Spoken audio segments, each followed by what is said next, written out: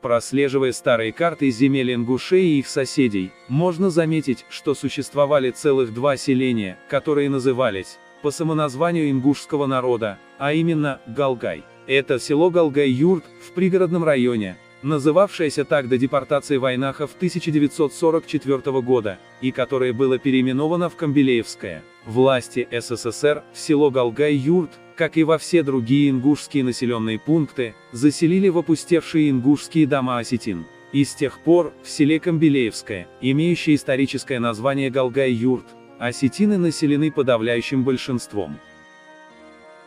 Также, еще одно селение, с идентичным названием Галгай-Юрт, до 1833 года просуществовало и на территории Чечни. Но по иронии судьбы, ни одно из этих двух селений, с названием Галгай, сегодня не входит в состав Ингушетии.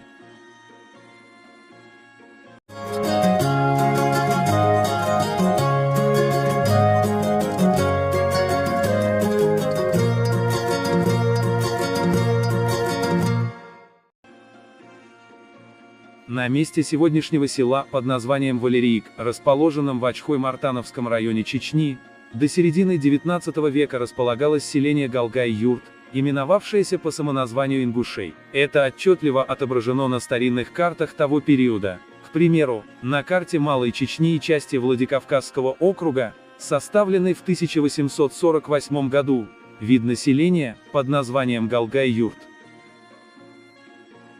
Тезису касаемо данного селения есть документальные и письменные подтверждения. Об ауле Галгай-Юрт сохранились некоторые исторические сведения.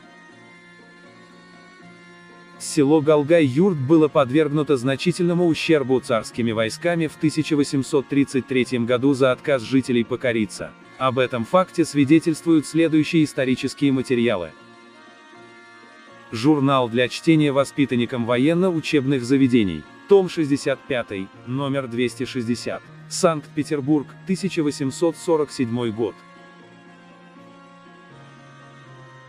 В это же самое время, и для отвлечения внимания неприятеля, начальник Ачхаевского гарнизона, подполковник Преображенский, с 3 ротами Тенгинского пехотного полка, сотнею Донского номер 26-го полка и 2 орудиями, произвел весьма удачный набег на враждебный аул Галгай-Юрт, уничтожил его и захватил 200 баранов.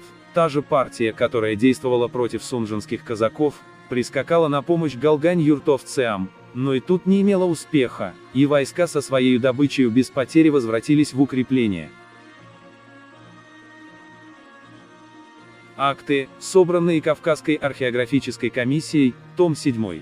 Тифлис, 1878 год, из рапорта Паскевича от 9 января 1830 года.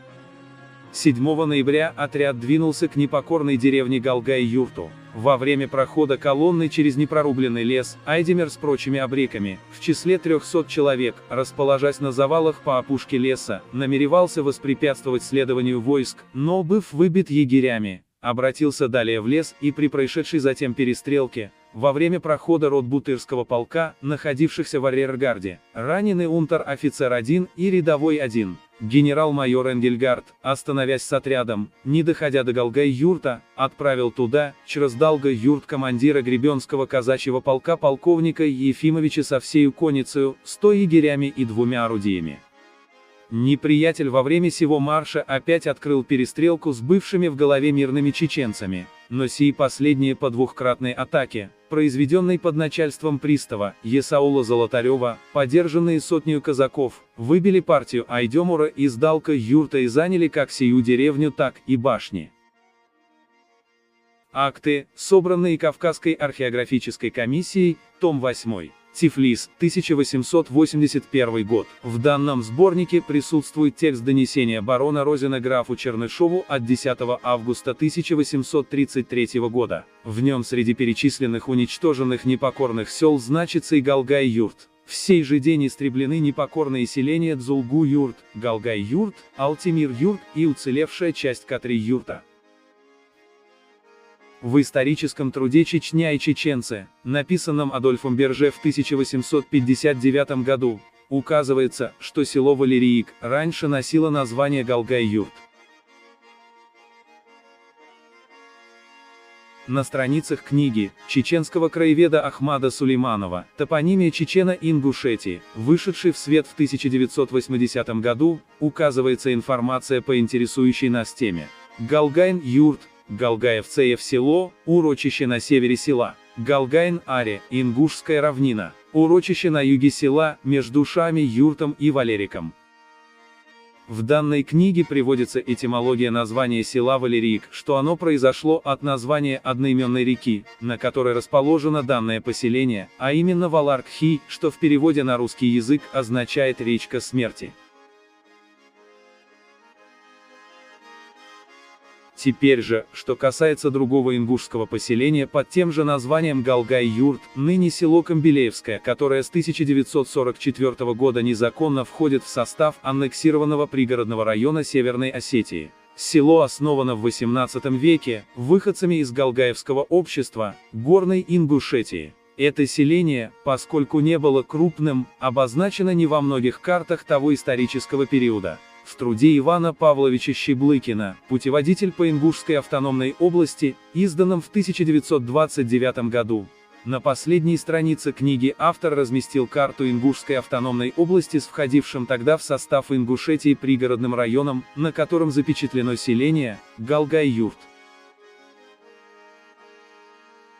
В справочнике 1926 года под названием «Список населенных мест Ингушской автономной области» приводится каждый населенный пункт Ингушетии и количество проживавших там людей по переписи населения. Среди населенных пунктов по пригородному району обозначено селение Галгай-Юрт.